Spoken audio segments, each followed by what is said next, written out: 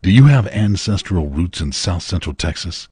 You might want to eat out less this week and invest the savings in a tank of gas and spend some time in LaSalle County, Texas, reading tombstones of family pioneers that lay in rest on the biggest oil-gas boom that has hit Texas since the 1950s.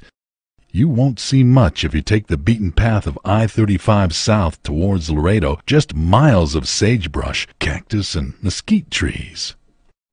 Occasionally, you'll see empty farmhouses and closed businesses dotting the way as a constant reminder left in the wake of Bush-era tax cuts to the wealthy and big oil tax exemptions that caused the biggest global meltdown since the Great Depression. Or is it proper to say by now the Great Depression too, so we don't get confused? You can't help but wonder with empathy where these people are sleeping tonight, or if their children make up the stats of the 30% high school dropout rate in Texas. If you're a roughneck or oil engineer looking for a job, it's just old news that assimilated faster than new high-speed internet corporations that gobbled up billions in grant money for the same old service.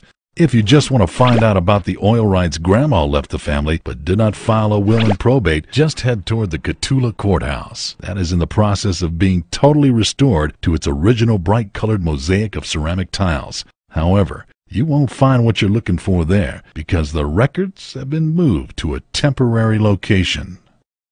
To find the court records for rightful heir to oil and gas rights, follow my path to the old schoolhouse where President Lyndon Johnson taught my kin. Wondering why an oil tycoon moved hundreds of miles south of Johnson City to get a teaching job? That's where all the handwritten journals are now, stored and available to search for your land deed and mineral rights. You better get there quick. Law students fill the halls searching for you, studying old books that have not been opened since the days they were closed and put on the shelf as a record of court proceedings dating back to when the Nueces River was the actual border between Texas, Mexico, not the Rio Grande. If it's too crowded and the wait is too long, stop by the Catiula Library, dedicated to my great-grandpa, who is in charge of land grant distribution appointed by the Texas Railroad Commission. Take the scenic view south of San Antonio by way of Somerset down rural Route 1333 on the east side of Highway I-35. If you need a more detailed abstract map, just use Texas Governor's Rick Perry's eminent domain green Crayola drawing of the planned Trans-Corridor Highway that marks the spot of hidden treasures that can make you a millionaire. Bring along the camera too. You might get lucky like we did and spot a UFO. Yesterday, after driving for 45 minutes, hypnotized to the road mirages of summer heat, kid in the back seat says, "Look, a flying saucer!" I immediately said, "Is it a bird? Is it a plane?" No, it's Super Drone, capable of reading a milk carton at 20,000 feet, unable to read a license plate at a right angle or straight down. That makes me the first redneck to sight a Texas border drone July 7th, 2011. This was not a coincidence. The aircraft descended to treetop altitude to get a reading off our family automobile license plate and photographs of the occupants. We were being stalked by NASA's global geospatial tracking of individual targets. This was not target practice or a routine run. What should disturb most Texans?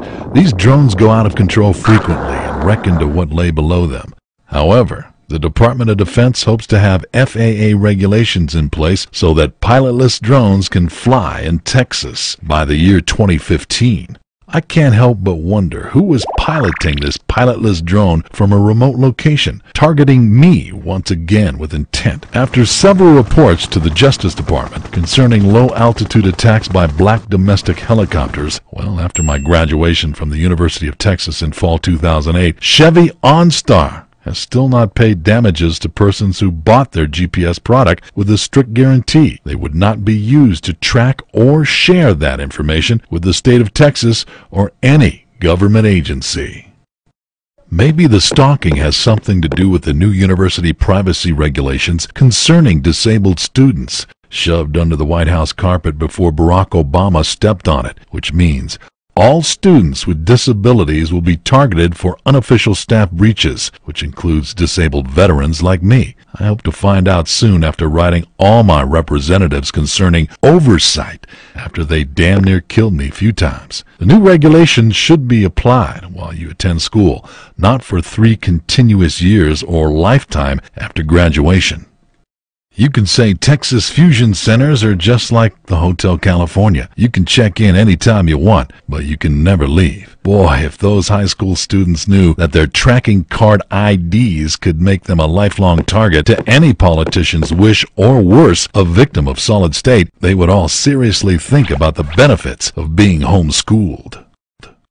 Maybe that's why we see so many of these surveillance helicopters roving around on a thick, cloudy day. But that's okay. President George Bush said it'll keep us safer. Now Governor Rick Perry is saying the same thing to justify guns on campus. It'll keep us safer.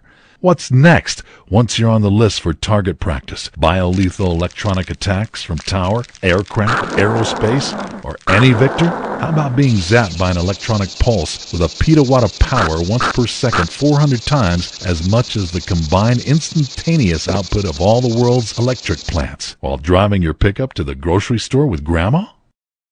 By the way, lock your doors when you go through a small South Texas town. It could be one of Governor Rick Perry's sanctuary towns where criminals hang out. Nah, don't worry. All the criminals are still in legislative late session in the sanctuary Texas capital city of Austin, Texas.